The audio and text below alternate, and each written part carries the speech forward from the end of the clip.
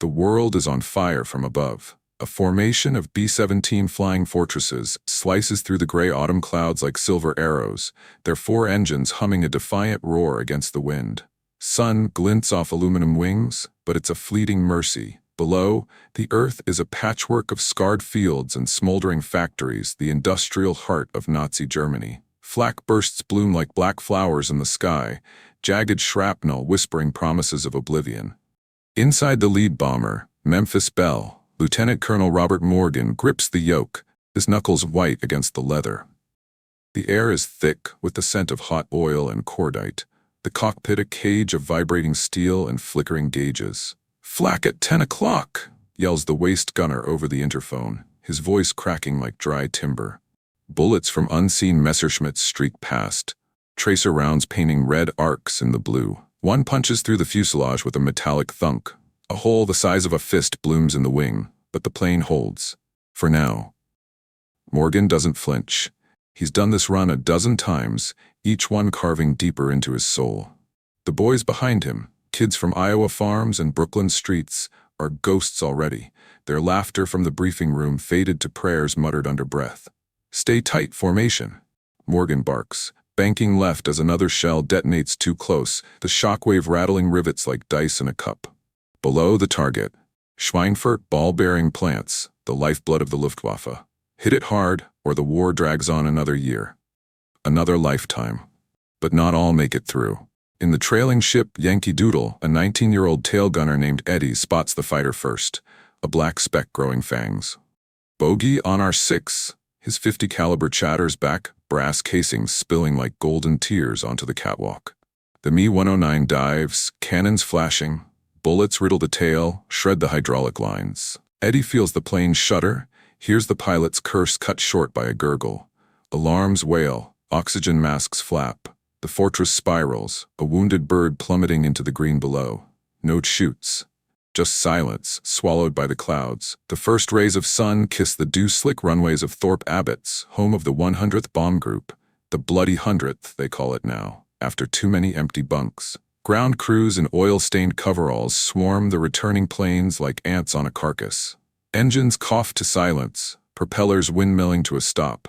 The air reeks of burnt rubber and fierce sweat, mingled with the faint, acrid tang of cordite clinging to the bombers' bellies. Sergeant Tommy Riley, a wiry Irishman with grease-blackened hands, hauls himself up a makeshift ladder to inspect the underbelly of a limping B-17. Bullet holes pock the skin, dozens of them, ragged tears from 20mm rounds and machine gun fire. He traces one with a calloused finger, the metal edge sharp as a razor. "Jesus, Mary, and Joseph," he mutters, chalking a quick outline around the cluster. Wings, fuselage, tail, mapped like a battlefield autopsy. Another crewman nearby tallies the hits. 17 in the wings, 9 in the body, none in the engines this time. Lucky bastards. By noon, the tarmac is a graveyard of wounded giants. Engineers huddle over clipboards, their breaths fogging in the chill. Captain Elias Grant, a bespectacled MIT grad with a perpetual squint, pores over the preliminary sketches. The diagrams are crude but telling, silhouettes of the B-17 stippled with black dots where lead kissed steel. Wings riddled, fuselage scarred, a few glancing blows to the tail assembly. But the cockpits, pristine. Engines humming smooth as silk. Grant sips bitter coffee from a tin mug, steam curling like ghosts. "We've got the data, gentlemen," he says to the cluster of officers and mechanics around the trestle table. His voice carries the clipped efficiency of a man who's buried too many telegrams. 80 missions out, 65 back. That's our math. And look here, the survivors are Swiss cheese in the non-vitals. Armor the wings, reinforce the aft sections, bulletproof glass on the waist guns, we patch the obvious, and next week's losses drop by half. Lieutenant Hargrove, a ruddy-cheeked flyer fresh from stateside training, nods vigorously, though his eyes betray the hollow of last night's losses. 3 crews gone, 27 men. "Makes sense, Cap. The Krauts are chewing us up where we're exposed. Give us that plating, and we'll give 'em hell over Berlin." The group murmurs agreement, pencils scratching on paper. It's logical, isn't it? Study the wounded, heal the wounds. The planes that limp home are the teachers, their scars the curriculum. Grant folds the diagram, tucks it under his arm. "Wire it to the brass at right field. Production lines need to shift yesterday." He pauses, glancing at the eastern horizon where the sun bleeds orange into the sea. Another dawn, another gamble. If we get this wrong, it's not just planes we lose. It's boys, dreams, the whole damn war. But doubt flickers in the back of his mind, unbidden, a shadow in the data. Why no hits on the engines? Why do the cockpits return untouched? Coincidence? Or something whispering from the empty skies? Days bleed into weeks. More missions. Ploesti oil fields, Regensburg factories. Each return is a lottery. Some fortresses taxi in trailing smoke, bellies gashed open like eviscerated fish. Medics haul out the burned and bleeding. Chaplains murmur last rites over blood-stained flak jackets. The maps grow thicker with ink, patterns emerging like veins on a leaf. Engineers at the Air Proving Ground Command in Florida pore over teletyped reports, feeding punch cards into hulking tabulators that clack like mechanical prayers. In a stuffy conference room at the Pentagon, General Hap Arnold leans over a mahogany table strewn with glossy photos and actuarial charts. His face is a map of its own, furrows from sleepless nights, eyes like chipped flint. Fuel's tight, aluminum scarcer than hen's teeth, he growls to his aides. We can't afford to lose a bird per sortie. What's the word from the eggheads? A colonel clears his throat, sliding forward a stack of blueprints. Sir, the analysis is clear. Damage clusters here. He jabs a finger at the wings and body. And here, no fatalities from engine strikes in the returns. Recommend allocating 40% of our armor budget to structural plating. It'll add weight, sure, but survivability jumps 20%. Arnold rubs his jaw, the rasp of stubble audible in the quiet room. 20%. That's 200 souls a month. He nods, seals the order.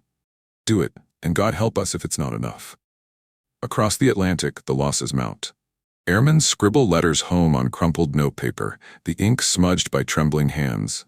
Darling, the skies are full of brass rain, but I'll be home by Christmas. Promise. Wives in Wichita clutch ration books, staring at Western Union windows like sentinels. The war machine grinds on, devouring the young. 18,000 bombers lost by 45, 50,000 airmen dead or missing. Each empty hangar a silent accusation. What more could you have done? Half a world away, the city pulses with a different rhythm. Manhattan's canyons echo with taxi horns and newsboy shouts. Extra. Allies push at Anzio. But in the shadowed halls of Columbia's mathematics department, the war feels abstract, a theorem yet unsolved. Rain patters against leaded windows, blurring the view of Morningside Heights. Inside a lecture hall turned war room, fluorescent lights buzz over oaken desks scarred by generations of proofs. The Statistical Research Group, SRG the brass calls it, hums with quiet urgency. Founded on a shoestring by economist Harold Hotelling, it's a brain trust for the ages. Economists, physicists, pure mathematicians pressed into service. No uniforms here, just tweed jackets and chalk dust. They tackle the war's riddles, not with howitzers but with hypotheticals. Optimal bombing patterns, anti-submarine patrols, the math of mayhem.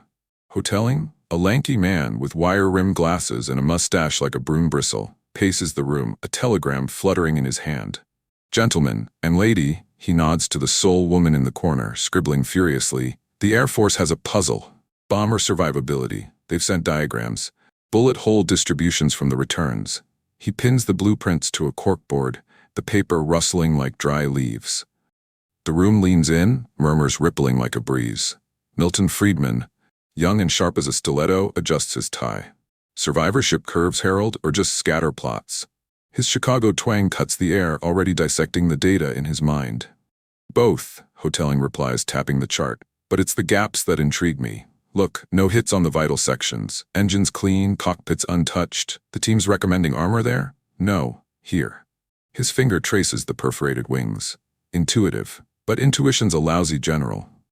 The group nods, pipes puffing tobacco clouds that curl toward the ceiling like question marks. Friedman sketches a quick binomial distribution on his notepad, the pencil whispering across paper. Probability of survival given damage. But what if the sample's biased? He shelves the thought. Deadlines wait for no man. Hotelling folds his arms, staring at the pinholes in the diagram. The rain outside intensifies, drumming a Morse code of doubt. We've got the visible wounds.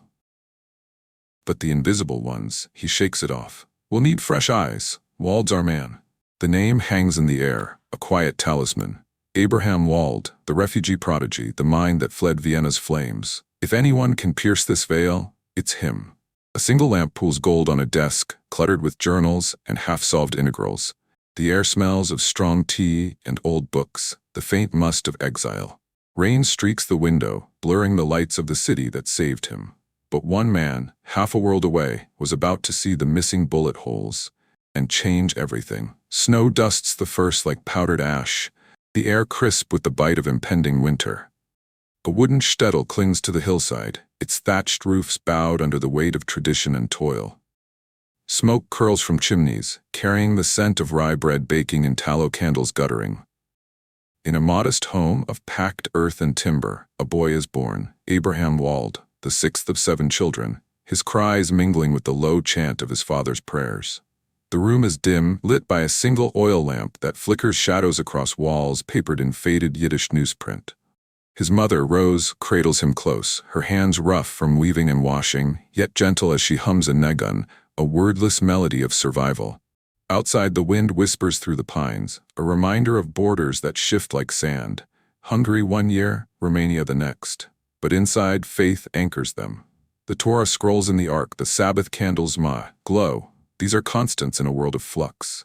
Young Abraham, no more than 12, stands on a stool at the chalkboard, his small frame swallowed by an oversized woolen coat. The air smells of beeswax and old leather. The congregation murmurs a soft undercurrent to the Rebbe's drone. Equations dance under his chalk, stubby fingers gripping the nub, dust puffing like talcum. X chord plus Y chord equals R chord. A circle, perfect and unyielding. The boys around him fidget, but Abraham's eyes gleam, lost in the geometry of the infinite. His father Joel, a kosher butcher with ink-stained fingers from ledgers, watches from the back. A man of quiet piety, he sees in his son not just promise, but peril. The mind is a gift from Hashem, he tells Abraham later, over a supper of barley soup and black bread, the steam rising like incense. But use it to serve, not to stray. Abraham nods, spoon pausing midair. Serve. But how? The numbers. They don't lie, they reveal. In the shtetl's shadow, where pogroms echo in elders' devout tales, numbers feel like armor. Logical, incorruptible. Timber desks in a one-room schoolhouse, the scratch of quills on slate. Abraham devours Euclid at 8, calculus at 10, borrowed books from the rabbi's library, pages yellowed and dog-eared. By 16, he's auditing lectures at the University of Cluj, a prodigy among bearded scholars who mutter about his Yiddish tricks. He marries young Lucille Rabi, a seamstress with eyes like polished onyx and a laugh that cuts the chill. Their home is a garret above a bakery, flour dust sifting through floorboards like snow. But the world darkens, 1938. Vienna calls. Karl Menger, the geometer, plucks him for the university, a fellowship like manna. Abraham packs a valise, theorems scribbled on foolscap, Lucille's embroidered handkerchief. The train rattles south, Carpathians giving way to Danube mists. Vienna unfolds in gaslit splendor, cafes buzzing with Freudian whispers, salons alive with the crackle of intellect. Abraham lectures to packed halls, his soft Transylvanian accent weaving proofs like tapestries. The decision function, optimal under uncertainty. Students lean in, pencils flying. Lucille tends their apartment, stitching hems while listening to his midnight musings, her needle punctuating the silence. Faith threads through it all. Friday evenings, the kiddush cup brims with sweet wine. Abraham recites the bracho, voice steady as a sextant. Baruch atah Adonai. Blessed are you who sustains the hidden sparks. But shadows lengthen. Anschluss, March 1938. Swastikas bloom on lampposts like malignant flowers. Synagogues shuttered, professors fleeing. Menger urges, go Abraham, America. A visa scrapes through. Columbia, under Hotelling's wing. Lucille packs again, her hands trembling now. We'll build anew, she whispers, folding his yarmulke into a pocket.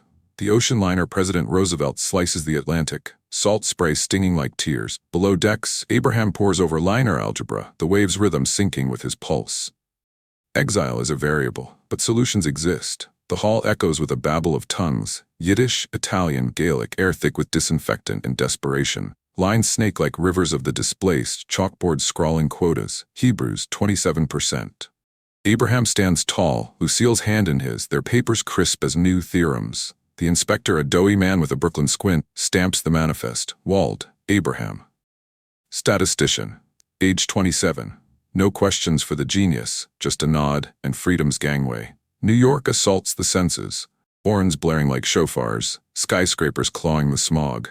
They settle in the Bronx, a walk-up with radiators that clank like artillery. Lucille finds work altering dresses for Fifth Avenue swells. Abraham, adjunct at Columbia, lecturing to empty rooms at first. Who trusts a refugee with probability? Hoteling grumbles over coffee in the faculty lounge, steam curling from mugs chipped as old teeth. But he sees the fire. Abraham's blackboard proofs, elegant as psalms unraveling chaos into order. War creeps closer. Letters from Europe, Cluj under Romanian boot, Vienna a ghost town. Then the knife, 1940. Telegrams crackle across the wire, family vanished. Joel, Rose, the siblings, swallowed by Auschwitz's maw. Abraham reads it in their tenement kitchen, the bulb swinging shadows like nooses. Lucille finds him at dawn, head bowed over the Torah portion, fingers tracing alphabet like Braille. No sobs, just silence heavy as lead. They were constants, now variables lost to infinity. She brews tea, strong and bitter, her arm around his shoulders. Their light endures in you, Avram. Faith, frayed but unbroken, a moral compass in the storm. He channels it into work. Sequential analysis, his innovation.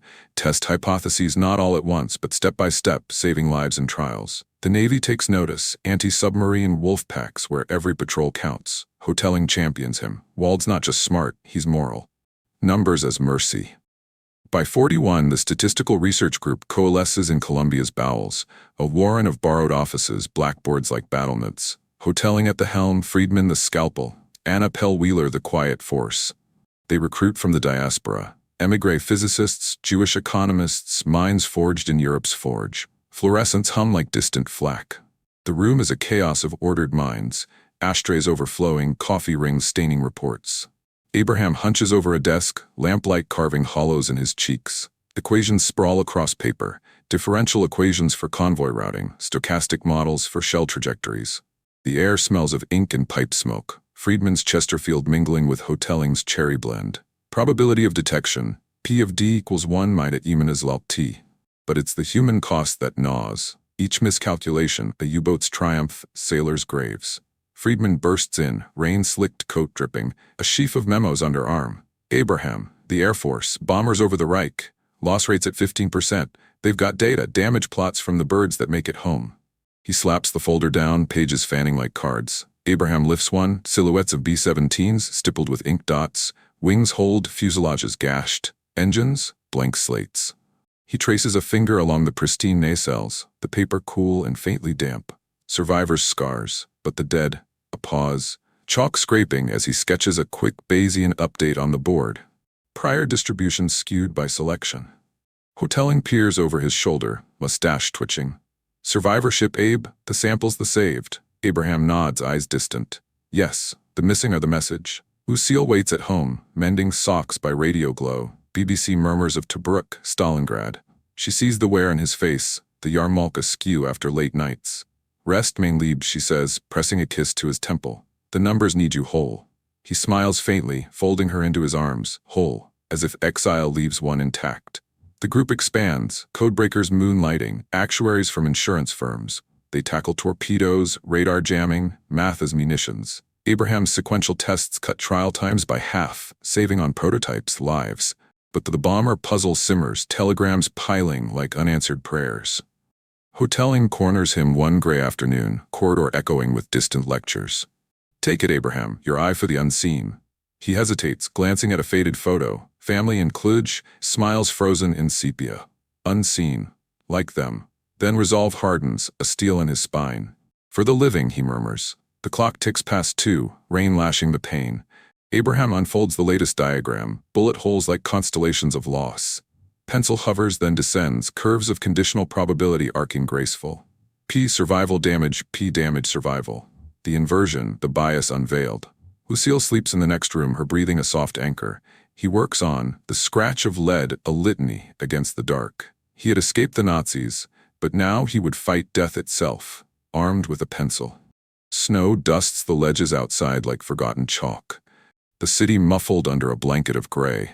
Inside, the air hangs heavy with the scent of stale coffee and sharpened pencils, the radiator hissing a low protest against the cold. Blackboards dominate the walls, scrawled with half-erased integrals and probability trees branching like veins. The Statistical Research Group is in full session. A dozen minds bent over trestle tables, the rustle of paper underscoring Friedman's clipped exposition on convoy dispersal patterns. Abraham Wald arrives late, his wool overcoat dusted with flurries, a leather satchel slung over one shoulder like a talisman. His face is lined deeper than his 32 years, the exile's pallor etched with the faint shadow of a beard kept for Shabbat. Lucille had pressed a thermos into his hands at dawn. "For the frost in your bones, Avram," her fingers lingering on his, warm against the chill. He nods to Hotelling, who waves him to the head of the room, a stack of manila envelopes waiting like sealed indictments.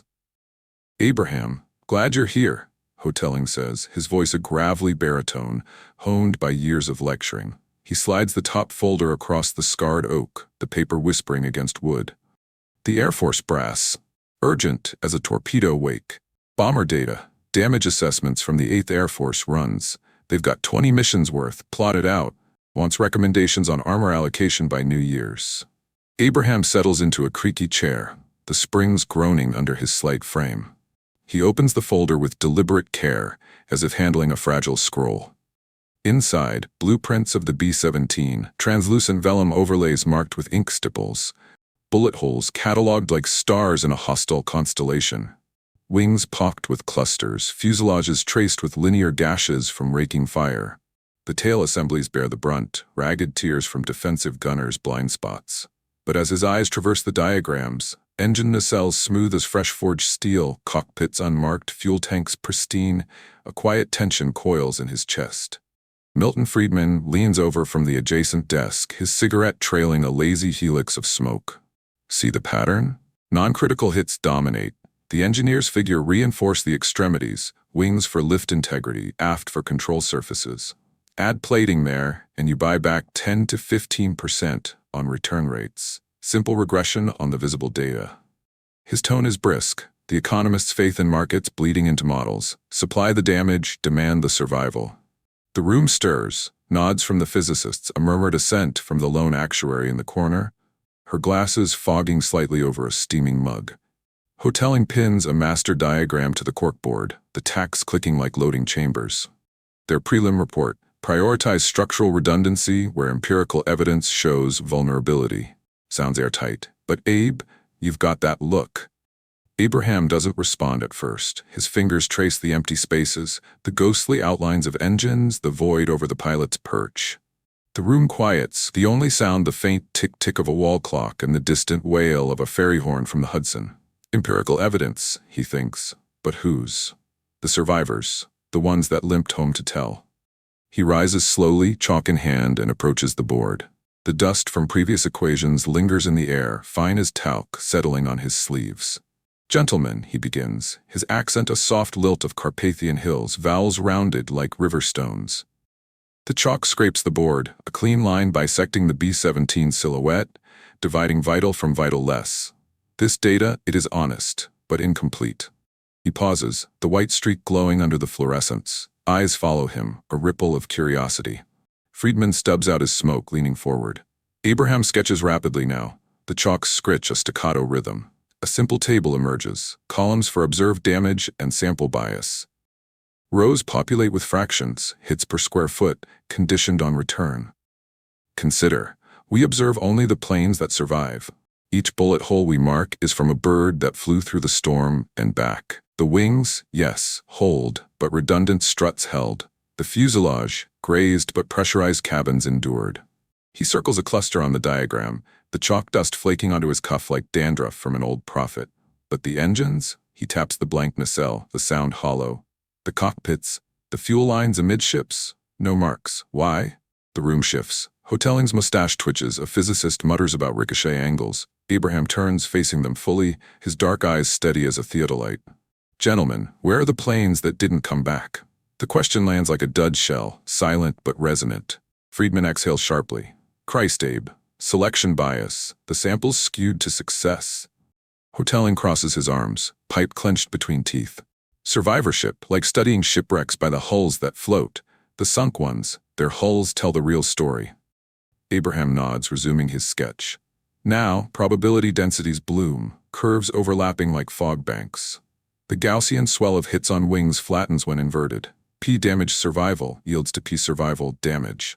Exactly. The missing planes, the lost ones, they bear the invisible wounds. A single round to the cockpit, and the fortress tumbles silent into the Ruhr. No data returned, no diagram drawn. Yet that hit is probable. The enemy targets vitals first. Flak bursts calibrated for engines, fighters diving on the canopy. He steps back, the board a canvas of revelation. Shaded regions where armor should concentrate, the absences inverted to imperatives.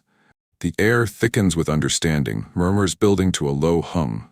A young economist jots notes furiously, his pen scratching like claws on bark. This is it, Abraham reflects. The chalk warm in his palm, the moral of the missing. Not arrogance in the obvious, but humility before the void. Afternoons bleed into evenings. The war room becomes a crucible. Coffee urns drained, ashtrays mounded like foxholes. Abraham paces, dictating to a stenographer, a whack lieutenant with a Gibson girl bob and a Colt tucked in her garter, his voice steady as he unspools the logic. Assume uniform vulnerability across the airframe. Bullets rain equally. Probability constant. But survival? Binomial. A plane endures if no critical hit lands. Equations cascade. Ladder for hit rate, ether minus A. For survival probability, A, the armored area. The stenographer's keys clack like Morse, typing immortality into carbon copies. Friedman joins the fray, his whiteboard assault a counterpoint. Monte Carlo simulations sketched in hash marks. Run it, 100 sorties, random fire. Unarmored vitals drop, returns to 40%. Plate the gaps, jumps to 70%. Hoteling overseas, pacing with a yardstick like a baton, correcting a decimal here, applauding at insight there. The snow outside piles higher, muffling the world's roar. Inside, intellect forges a shield. Doubt creeps in fractal edges. A telegram from right field. Preliminary armor specs approved. Proceed on observed clusters. Abraham reads it aloud, the yellow paper crinkling in his fist. They cling to the visible, he says softly, folding it away. Friedman snorts, bureaucracy's blind spot. But your proof, Abe, it's ironclad. Yet the pressure mounts. Officers en route from D.C., expecting blueprints by week's end. Hoteling briefs them in a side room, voices muffled through plaster. The refugee's got something. Give him rope. Nights, Abraham walks home through slush-churned streets, the city's neon bleeding into gutters. Lucille waits with latkes sizzling in schmaltz, the kitchen a haven of garlic and memory. The Skymen, he tells her over the formica table, fork pausing midair. Their planes whisper secrets in the holes they don't have. She squeezes his hand, her wedding band cool. You hear the whispers others ignore, like Hashem with the hidden sparks. Faith, her quiet alloy to his logic, reminding him the numbers serve life, not just truth. Back at Columbia, the reasoning deepens. Abraham derives the formal bias, the Wald estimator, not yet named, but alive in his margins, correcting for the censored dead. The data lies not in deceit, but in absence. He lectures to the group, pointer jabbing the board. To armor the scene is to armor phantoms. True protection guards the silence. Revelations punctuate. A physicist gasps at the implication for radar returns. The actuary recalibrates insurance models mid-sentence. Brass and braid fill the space. Arnold's successor, a chain-smoking major general with a West Point burr, pores over the SRG's bound report. The room smells of shoe polish and bourbon ghosts, maps pinned with red yarns tracing bomber streams. This Wald character says arm the engines, but our returns show zip there. The engineer from Eglin Field bristles, blueprints unrolled like surrender flags. Hoteling, summoned south, stands firm, Abraham at his elbow, coat buttoned tight against the chill of skepticism. General, with respect, your returns are the survivors. The losses? They scream from the gaps. Abraham interjects softly. A 20 millimeters to the radial engine, fire blooms, no mayday. The plane vanishes, but probability dictates vitals hit 30% of the time. Armor there or lose the war in the air. The general stubs his cigar, ash flaking like spent flak. Tension coils, tradition versus the emigre's inversion. Then a nod. Run the models, if it holds. It does. Simulations churn on Burroughs adding machines whirring through nights. Returns projected, losses halved, airmen reclaimed. The first light filters through grimy panes, gilding the blackboard's truths. Abraham erases a stray line, the felt squeaking softly. The group slumps in victory's fatigue, Friedman snoring over his desk, Hoteling nursing cold pipe. We didn't conquer the sky, Abraham thinks, satchel in hand. We merely listened to its silences. He wasn't looking at where the bullets hit. He was looking at where they never landed. The Potomac glimmers dully through rain-streaked windows, its surface a fractured mirror of the capital's resolve. Inside, the air is thick with the hum of fluorescent tubes and the faint ozone tang of overworked mimeographs. Mahogany tables stretch like runways, littered with ashtrays brimming with cigar stubs and stacks of SRG reports bound in drab green covers. The room's heart is a massive relief map of Europe, gypsum contours etched with colored pins, red for targets, blue for bases, black for the graves of the fallen. Major General Curtis LeMay, the bull-necked architect of daylight bombing, dominates the head of the table, his flight jacket unbuttoned over a crisp shirt stained with coffee rings. Flanking him, engineers from right field, their slide rules holstered like sidearms, a cluster of aides scribbling shorthand, and at the far end, Harold Hotelling, tweed suit rumpled from the train ride south, flanked by Abraham Wald, who sits with the stillness of a man weighing infinities. Abraham's fingers drum softly on the armrest, a subtle Morse of equations. P.S. No critical equals E thud myshi V, where V is the vulnerable expanse, now to be shrunk. LeMay stubs out his smoke with a meaty fist, the ember hissing against the porcelain. All right, Professor, your outfit's got our boys dropping like confetti over the fatherland. This bias of yours, spell it out. We've got production lines idling and FDRs breathing down my neck for results. His voice is gravel over steel, the eyes of a man who's seen too many empty cots. Hotelling clears his throat, sliding the master report forward. The Wald memorandum typed on Columbia letterhead, its pages dense with matrices and marginalia. General, it's straightforward. The visible damage misleads. Planes return hold in redundant areas because those hits don't doom them. The fatal strikes, engines, cockpits, tanks, fell the rest. No wreckage, no record. Arm the absences, and survival rates climb 25%. Abraham leans in, his voice a quiet counterpoint to the room's bluster, measured, accented with the lilt of lost mountains. He unfolds a fresh diagram, the B-17 silhouette now dual-layered. The original, stippled with observed hits, overlaid with a ghostly inverse, shaded voids blooming into armored imperatives. Here, he says, pointer tracing the nacelles, a single incendiary to the cylinders, and fuel ignites. The pilot chokes on smoke, no control. The plane spirals, gone. The chalk's echo lingers, the room's murmurs a low groundswell. An engineer, a bespectacled colonel from the proving grounds, bristles, his tie askew like a crooked gun sight. With respect, Dr. Wald, that's theory. Our field data shows engines unscathed in 90% of returns. Plating there adds 800 pounds per bird. Range drops, speed bleeds. You're trading one risk for another. Skepticism ripples, nods from the aides, a skeptical snort from LeMay. Refugee egghead, the glances say, meddling in meat and metal. Abraham meets the colonel's gaze, unflinching, his dark eyes holding the weight of vanished kin. Theory? No, Colonel. Logic. Assume hits uniform across the frame, flak probabilistic, fighters opportunistic. The survivors bias the board, only the lucky graze the limbs. But the trunks, the vitals, they claim the rest. He sketches a quick binomial tree on a napkin, branches forking into survival odds, naked vitals yielding 40% returns, armored, 65%. The pen's scratch cuts the tension, ink bleeding slightly on the cheap stock. LeMay drums fingers on the table, the tap-tap like distant Morse. He knows the math of attrition. 1,000 bombers a month churning from factories, yet losses outpacing builds. Schweinfurt twice now, 600 planes shredded, 200 crews vaporized. If this holds, he waves for the projector, a clunky bell and howl wheezing to life. Grainy footage flickers. 8th Air Force returns taxiing in, underbellies gashed but engines purring. Cut to mock-ups. B-17s on gantries, riveters hammering prototype plating onto cowlings, the clang-clang echoing like a foundry's heartbeat. Run the sims, LeMay orders, voice brooking no delay. Aides scramble, feeding punch cards into an IBM tabulator in the corner. The machine clatters like a Thompson submachine gun, lights blinking in binary prayer. Minutes stretch, the room heavy with tobacco haze and unspoken wagers. Then, a chime. Printout spits, projected sorties over Berlin, unarmored, 200 losses, Wald's way, 120. A 40% cull in the call, the general exhales, a slow deflation. Son of a bitch, it's counterintuitive as hell, but the numbers don't lie. He extends a hand, calloused, ringed with a West Point band to Abraham. You just bought us the skies, Doctor. Production shifts tomorrow. Engines first, then cockpits. Godspeed to your equations. Handshakes ripple, the colonel's grip grudging but firm. Hoteling beams clapping Abraham's shoulder, whispers of brilliant and revolutionary thread the air like victory silk. But triumph tastes bittersweet on Abraham's tongue, ash of the unsaid. As they file out into the drizzling night, umbrellas blooming like black lotuses, he lingers by the map. Pins mark the dead, a black forest over the Ruhr, a thicket over Plesty, variables resolved to zero. Like my family. The rain patters on the glass, a soft dirge.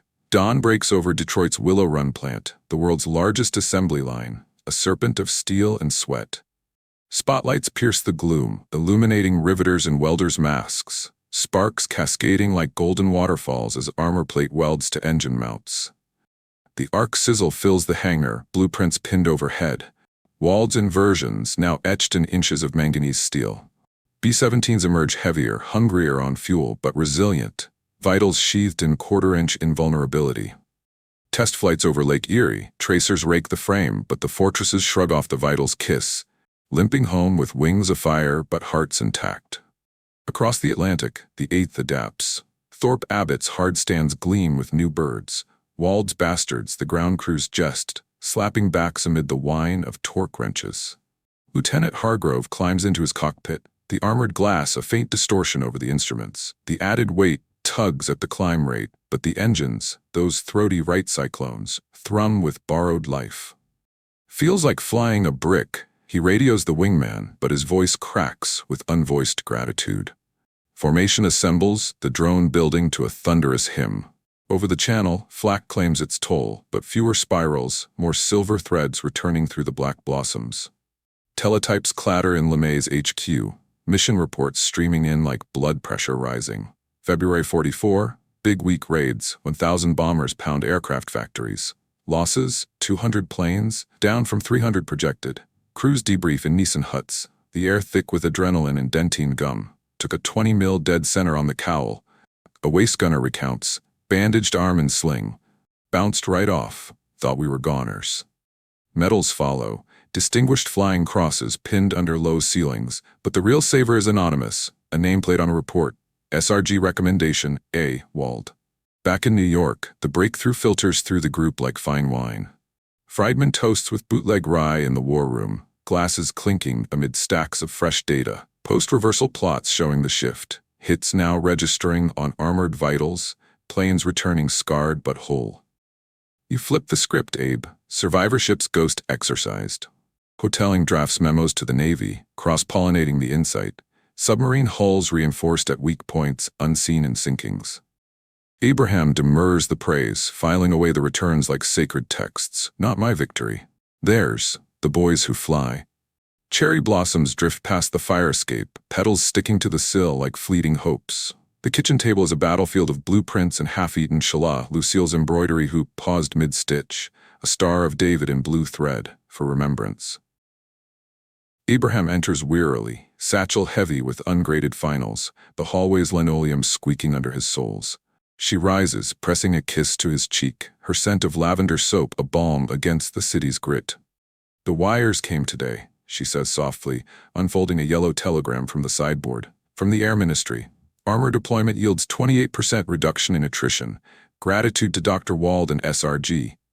Her eyes shine, proud as a menorah's glow. He takes it, scanning the terse prose, the numbers leaping like rescued souls. 1,200 airmen spared in 3 months, projections to 5,000 by VE. Yet his smile falters, gaze drifting to the mantel, framed photo of Joel and Rose, siblings clustered like theorem nodes. Gone to the ovens, their data unplotted. No return, no diagram. Lucille sees it, sets the kettle to whistle on the stove, steam curling like questions. You carry them still, Avram. But look, you've armored others, their sparks live in these. She touches the telegram, then his hand. Faith's quiet insistence, redemption not in erasure, but extension. He nods, pulling her close, the fabric of her apron soft against his vest. Outside, a newsboy hawks headlines. Allies breach Gustav Line. The war's tide turning, inch by armored inch. Nights now, Abraham dreams not of equations but faces. Anonymous pilots, gunners with Iowa drawls, their chutes blooming white over the channel. I never briefed you, never shook your hand. But the math, it flew with you.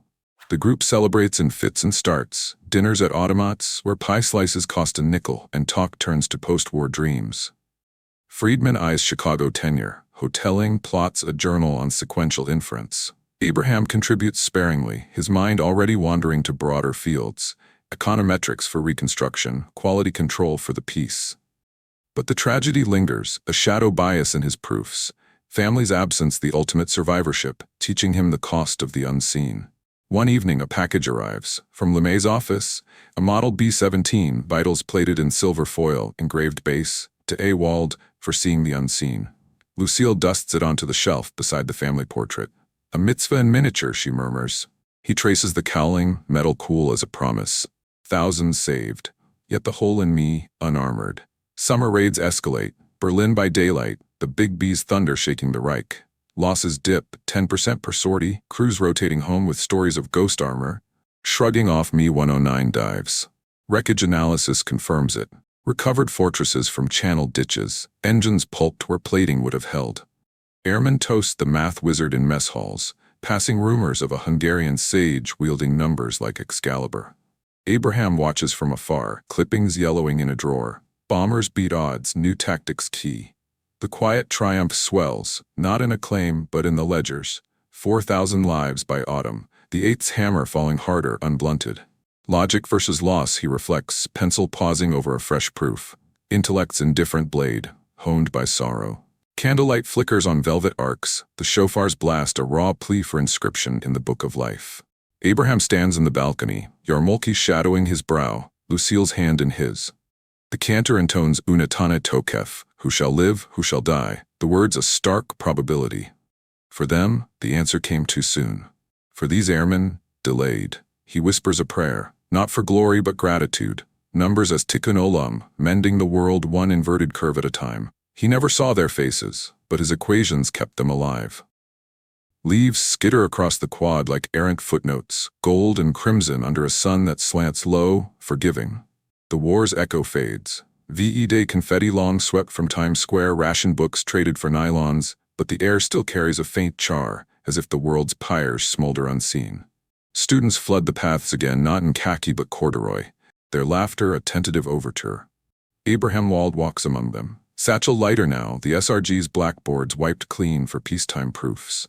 His step is measured, the wool of his overcoat brushing knees worn thin by exile's miles.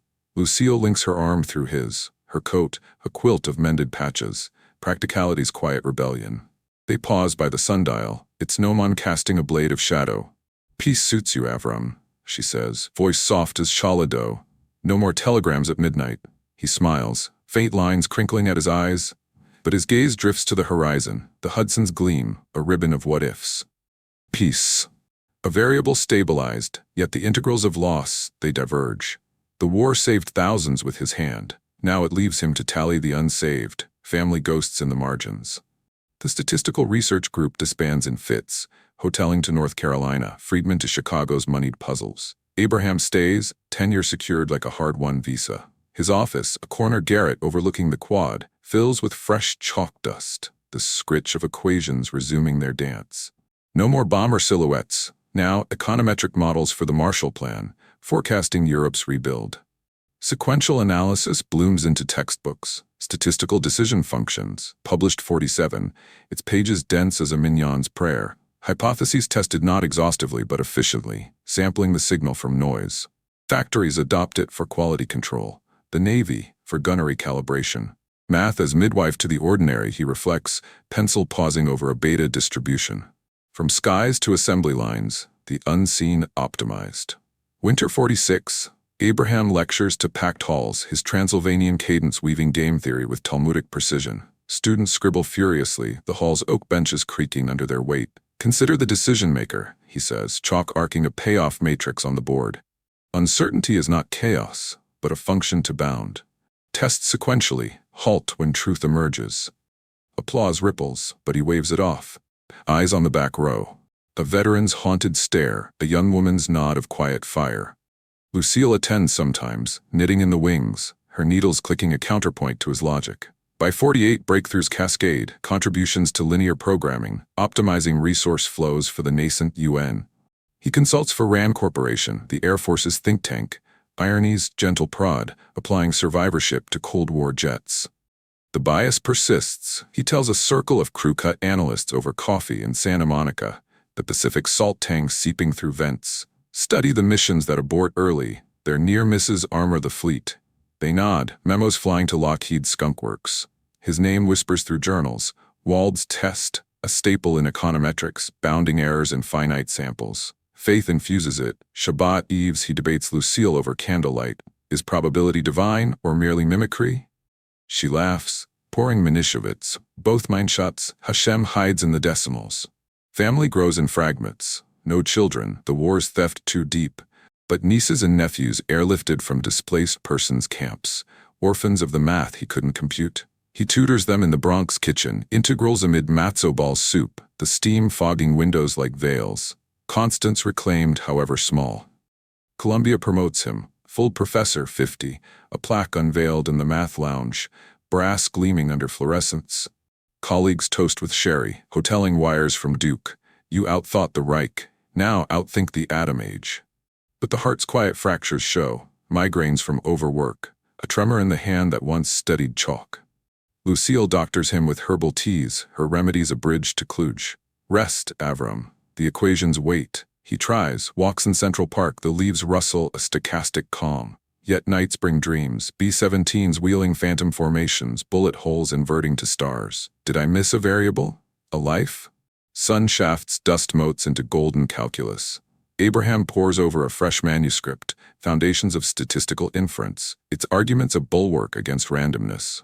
The door creaks, a messenger from the provost, envelope sealed with wax. Inside, invitation to the International Congress of Mathematicians, Zurich 50. Lucille reads it aloud that evening, her voice catching on Switzerland. The mountains, like home. He folds it carefully, the paper's edge sharp as memory. Home, a direction, not a place. They book passage. The Queen Mary, ocean liner's decks, a floating agora of scholars. The crossing is balm. Atlantic swells rocking like cradles, salons buzzing with Hilbert's ghosts.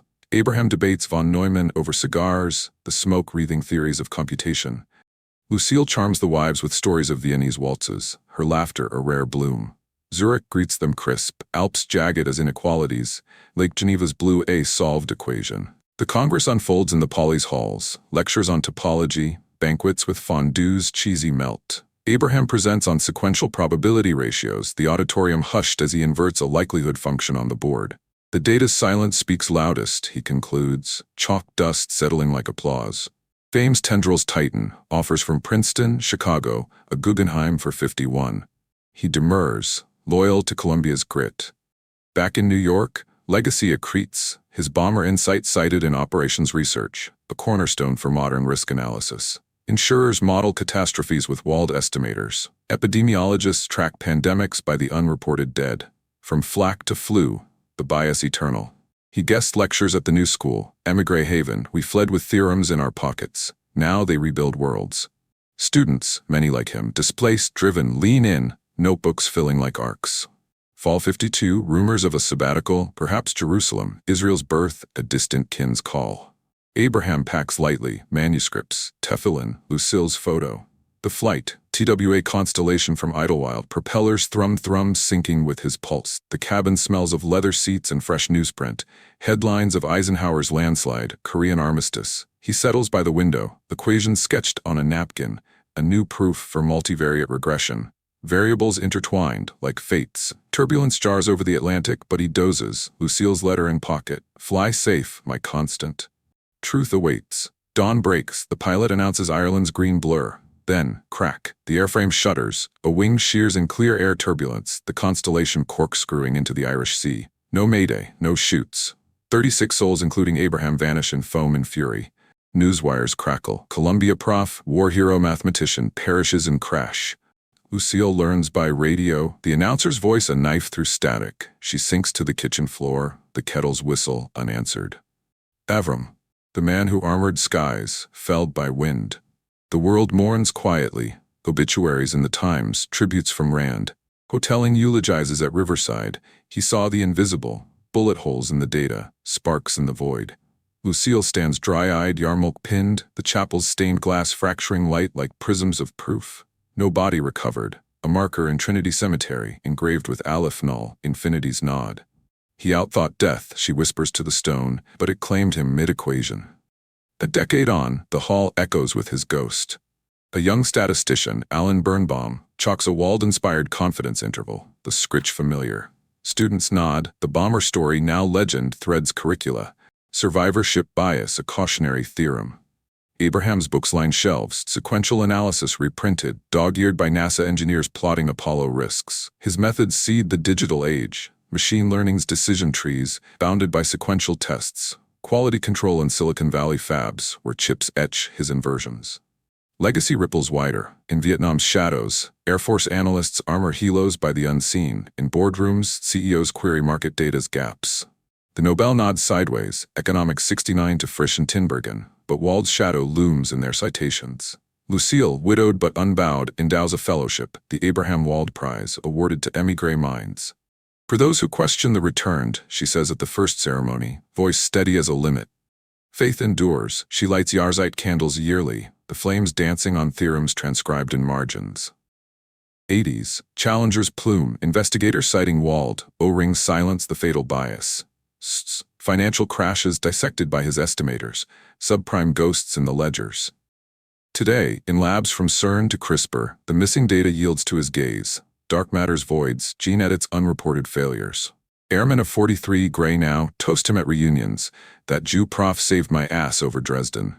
His story films and docs, memes and data science forums, the bullet hole paradox, a viral truth.